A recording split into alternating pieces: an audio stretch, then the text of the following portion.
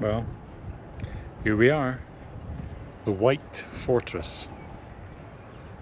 We've made our way up through the narrow, winding streets, the steep alleyways of Sarajevo to the White Fortress.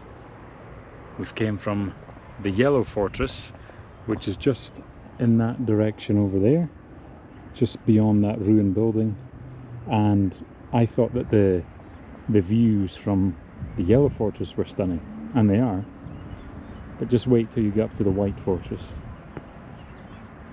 A panoramic view of Sarajevo, nestled nicely in between the Dinaric mountains.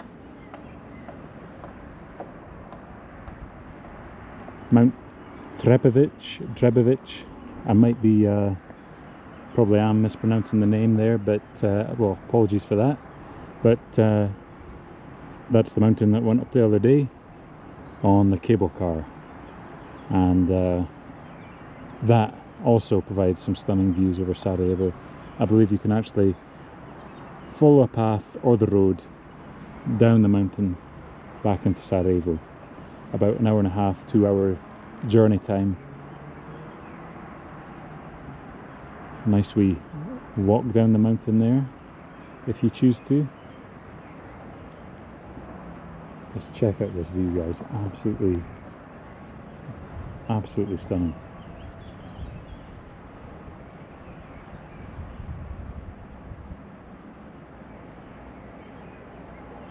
Orange tiled roofs, the residential area here on the mountainside.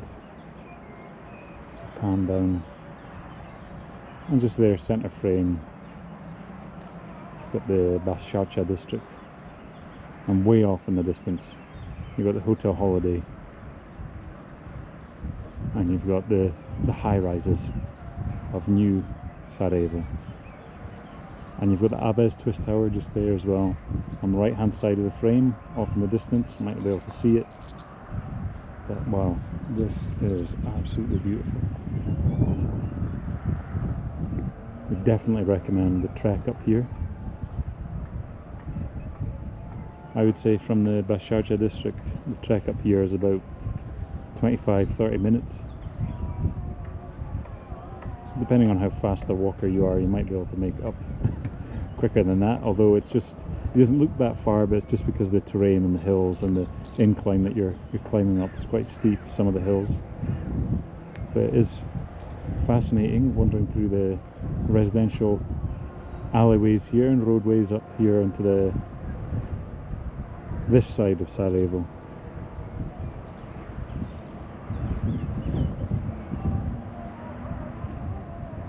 €5 I paid to get in. It's probably about €2.50 to the White Fortress here, and I have to say it was well worth it for this beautiful view. Although it should be said that in order to get to this part of the fortress where we can get onto this platform bit here, you do have to climb up a wee bit, because if we look through here,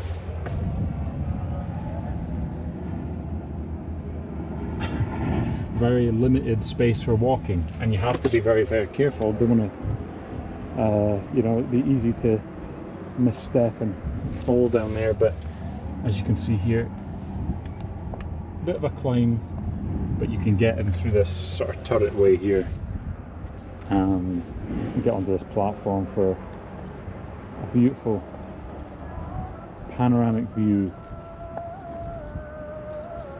almost 360 view, I would say, of the surrounding area of the fortress here.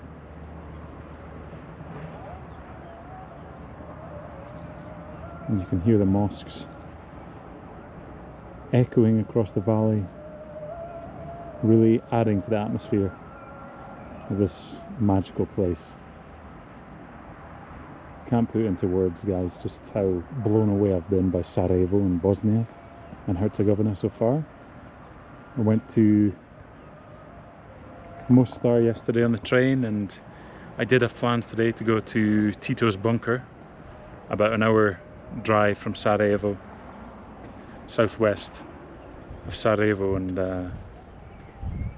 unfortunately that fell through. The tour operator cancelled a couple of hours after I booked it. I'm not sure if it's just because I'm traveling solo and they prefer a group tour perhaps. I have found that here, and I guess it makes sense that if you just bear that in mind if you're traveling solo. If you're the only person booked in for a tour or an activity on that particular day, you might expect to pay a wee bit extra, which is what I was told by one of the other tours that I wanted to do. The Tunnel of Hope tour, the particular operator that I went into their office and asked how much it would cost. They told me that it would be about 40 euros if I was doing it on my own, and it would be cheaper if it was part of a group. So just bear that in mind. But views like this and something like this, walking up here, doesn't cost much at all. As I said, 5 marks just to get here for this beautiful view, €2.50, and if you ask me, worth every single cent. Just check it out.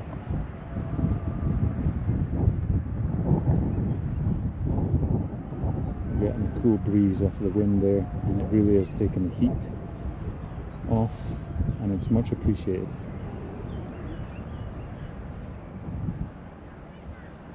The flag of Bosnia and Herzegovina flowing majestically in the wind. Just complimenting the view there of this wonderful city. Up there in the hill you can see a few cranes on a construction site. You might be able to see that just in the distance there, centre frame.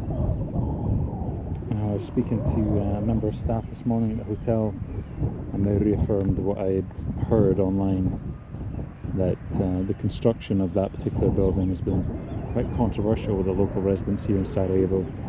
Understandably, a bit of a blight on the mountainside, taken away from the natural beauty of the landscape. It's supposed to be an apartment complex with a roof garden, and I'm not sure when it's estimated to open. However, it still looks like construction's underway. And to be honest with you, although you can't really tell from here, when you're walking downtown Sarajevo along the main boulevard there and you look up, you can notice it. It does stand out, to be honest, and it is a shame because it does stand out like a sore thumb. But despite that, it does not detract and it does not take away from the rest of the surrounding beauty and the natural landscape of the mountains here. Up on Mount Trebevic you have the bobsleigh track. So again, what I'd recommend, this is what I'd done the other day, taking the cable car up, and it doesn't cost much, 20 marks to get up. It's a one-way ticket. I believe it's about 30 odd marks return ticket to get back down the way. I took a single way because I wasn't sure whether I was going to walk back down. I certainly wanted to walk down the length of the bobsleigh track, which is what I'd done. And the bobsleigh track, obviously since the 1984 Winter Olympics, 40 years later, it's in a state of disrepair. However, it is cool to follow it down. You can actually walk down a large portion of the track itself, following it down and admiring the talent of the local Sarajevo graffiti artists, which have actually done some pretty cool tags along the track. So that would be highly recommended, and if you so choose, as I say, you can continue down the roadway there, and I believe that there is like a ruined tower called Bistrik, I think it was, if memory serves, Bistrik Tower, which is derelict now, but it's just further down the mountainside there. And I've heard online, read online, that if you climb to the top of there, if you can brave the treacherous climb on the sketchy staircase to the top, you can get a further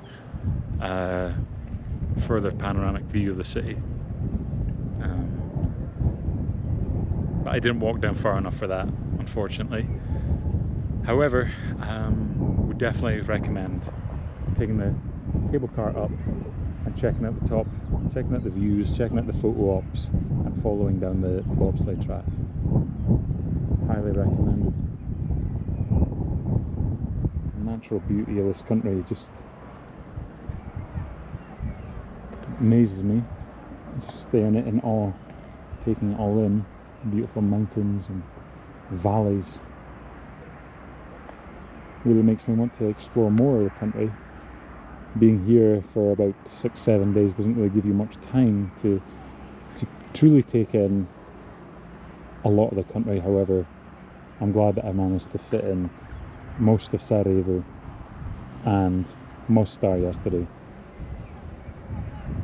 I was thinking about taking a day trip tour to Srebrenica, seeing as it is a big part of the country's recent history, recent tragic history. Although I have noticed, and I do admire, the resilience of the people here and the determination and the pride that the locals have in their city and their country. I haven't spoken to a single person from Sarajevo, and I've spoken to quite a few locals here who hasn't spoken about the city and the country in a positive light, and it's very refreshing to hear and to speak to people that are very proud of their city. Multicultural, multi-faith, diverse. It really is a melting pot for different people, different peoples, different histories, different cultures, and everyone now just coexisting, just getting on with it. Yeah. I think we could all learn a thing or two about how to do that. Just get along.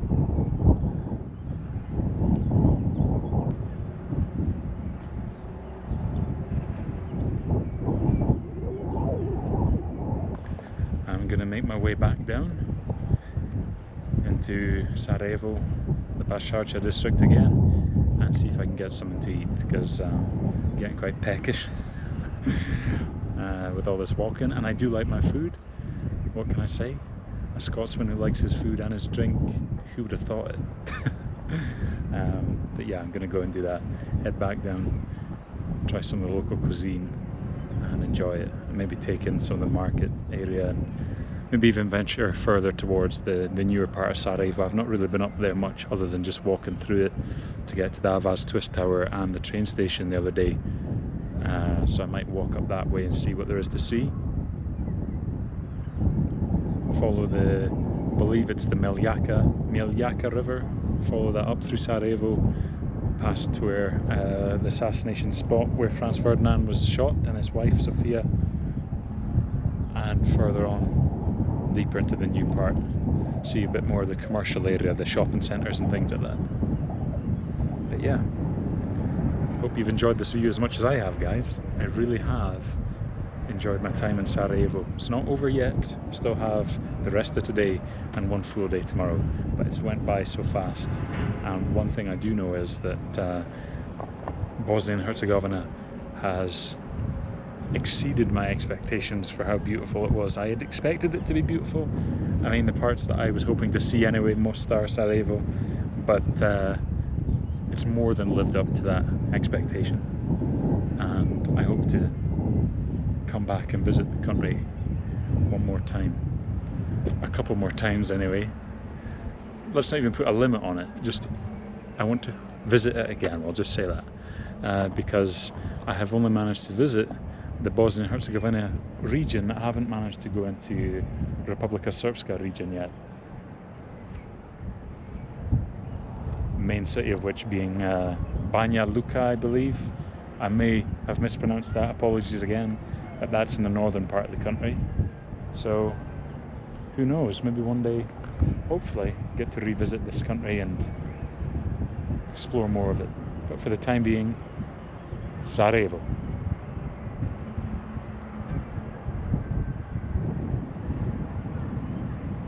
Stunning.